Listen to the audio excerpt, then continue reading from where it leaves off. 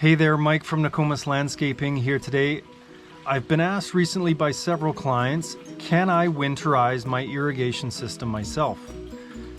And the answer is yes and no. No, sometimes your property is too big, your system is too complex, and your compressor size would need to be very large in order to get enough air through the system. But yes, if your system is simple, and maybe it's just a couple of drip zones feeding some xeriscaped plants and some plant pots, and doesn't involve spray heads, and is a pretty small residential lot, and if potentially you know your system very well, I would say yes, go for it. Disclaimer, I would assume you know what you're doing and know your system very well and have a decent sized compressor and consider any safety requirements you might need. So in the case where you want to give this a shot and you feel comfortable doing it and you can sleep well at night knowing you have done everything properly, then I'd say go for it. Here are some tips to help you get started. This would be a typical irrigation connection. A PVC ball valve to turn off the water, and a hose bib or blowout device to thread a hose onto and blow air into your system. Now, most air compressors in your garage will have a fitting that looks like this with a quick release. You need to rig up some sort of an adapter with the quick release adapter on it, and the other end threading on to your hose bib on your irrigation system. You can purchase one of these on Amazon or go into your local hardware store or automotive repair shop and have one built for you.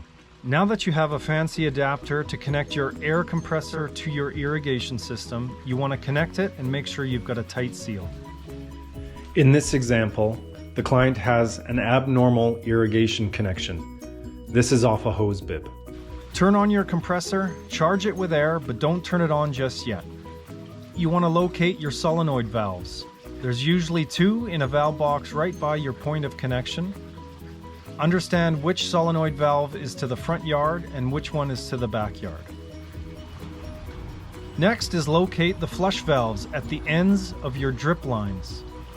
These are typically left above grade and just need to be unlocked and opened so that water can be released from the system. Next step is to open one solenoid at a time. Pick your front yard or your backyard or the downhill zone or the uphill zone, one of the two, and open the solenoid 90 degrees, just a quarter turn, and you will feel air come through the valve. Now you can go inspect the ends of the lines where you opened the flush valves. Water should be gurgling out of the end and making a bit of a mess.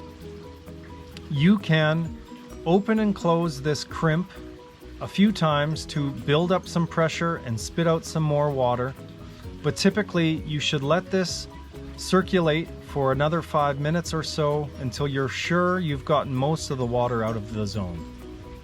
Now you can go close that solenoid, and note that the bigger your compressor is, the more air you will get out, but you may need to go through 2 to 3, maybe even 4 cycles of your compressor charging up and releasing air to ensure you've got enough water through the valve and into the system.